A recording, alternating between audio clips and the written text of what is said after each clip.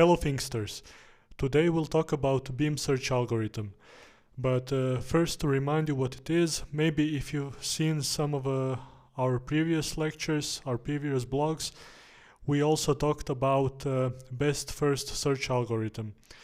Beam search algorithm is a variant of best first search algorithm. It can behave exactly as one, and it can also behave as a breadth first search algorithm. The difference is in this parameter of beta. This beta can be an integer number, so whole number. It can have values between 1 and infinity, and in case beta is set to 1, the algorithm behaves as a best first search algorithm. And if beta is a very large number, then it behaves like a breadth first search algorithm. In this case, we have set this beta to be 3, and we'll see in a moment what it means. So we are running this algorithm, this example, that is in a mode of a beam search algorithm. The first thing is how the beam search algorithm works. It starts with a root. Just let me turn on the pointer. It starts with our imaginary root node, our first node where the search begins. And then at the first step, the algorithm will search for every possible vertex neighbor it has, and once it searches through all its neighbors,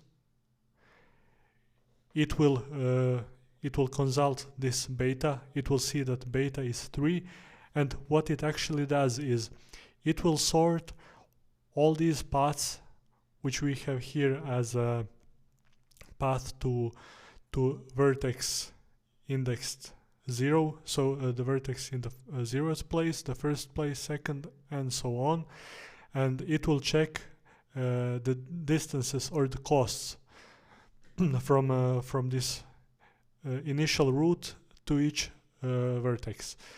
And here we can see that the distances are 1, 3, 2, 5, and 8.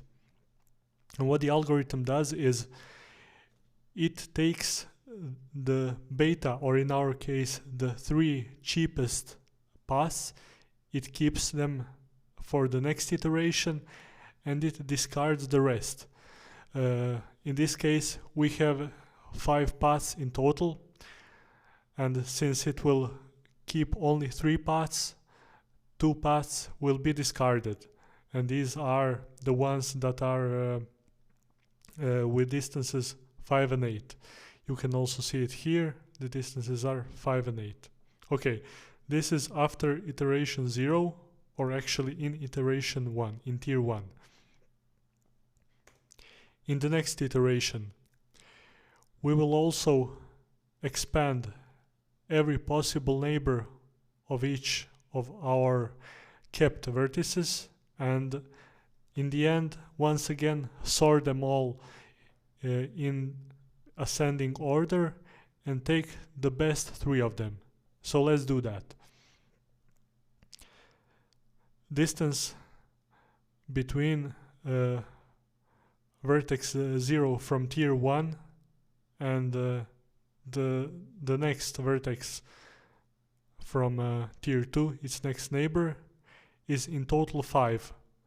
This means that the distance between these two is 4, but between 0 and root is 5. This number marks the complete cost so far. It doesn't mean the distance only between these two, but it means the whole thing. The next one is between between 2 from tier 1 and 0 from tier 2. We are marking this as a whole sequence, so it's second and 0th, and so forth 0, 3, because it goes 0, 3, and so on.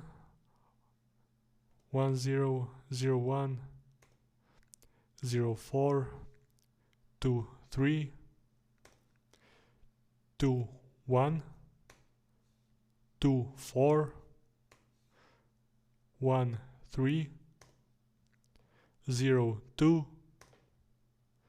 1 1 1 4 2 2 1 2. Okay, I backed up. I wanted to stay on this slide for a moment because I wanted to show you something. Usually, and the algorithm also works this way, when we are expanding neighbors from a certain vertex, we do it in a neighbor by neighbor fashion. But since I wanted to make this presentation more simple in terms of I wanted to have all these distances or total costs already sorted when we reach the end, you could have noticed that the algorithm seems to open one neighbor from this vertex, then another neighbor from this one, and so on. But in actuality, it doesn't work like that. In actuality, in reality, it would work like it would open all the neighbors from this vertex, then all the ones from this one, and all the ones from this one, and then it would have another step of sorting the costs, and then it would do something I'll show you next. And since we only have tiers 1 and 2 after 0, our example will end here. So what happened? You could notice that our cheapest, our shortest distances are 5, 6, and any one of these two 7s. The algorithm sorted this one with the sequence 0 and 3 before the one with sequence 1 and 0, but these two could have been both in a solution one at a time, of course. So right now our solution consists of 3 best, because our beta is determined by 3, by 3 shortest distances or 3 lowest cost total distances. And these are, once again, 0 0, this one, actually it also means this one, the whole one, then 2 0, this is this one, and 0 3, which is this one. So to summarize, if we wanted to have 3 best paths or beta best paths in general, the best way to go about it would be to start with the root node and then follow the path from root to 1, to 0, because you can see here our best candidate is 0, and then go to 0, or from root to node 2 and then to node 0. You can see the whole path right here. And finally, our third best candidate is from root through 0 to 3. And these would be the distances 5, 6, and 7. This is a very simple example, but I think it's a powerful example. I'm sorry for the mess. The picture has a lot connections. It's a very dense graph, but I did it because I wanted to show and emphasize one important property of this algorithm, and that is the purpose of beam search algorithm is to be able to enable a system that runs it to handle very large and dense trees. Dense means that they have a lot of these edges, a lot of connections between various vertices, and in that sense a beam search algorithm prunes, as in the first step, in the first tier, all all the branches that are worse than what is determined by our selection criteria, and this is determined by our beta, which says keep the 3 best, so the top 3. You can put it to top 4, 10 or 1 if you put parameter 1 as beta, then you would get a pure best first search. So what a beam search algorithm enables a system is to handle these very dense trees, because it reduces the search space. It actually prunes away big parts of the tree, and that way it actually conserves both the system's memory and the system's time, or the processing power needed to find the best solution. In this case, we can see that we have actually every vertex connected to every one of the vertices in the next tier, but it doesn't necessarily have to be so.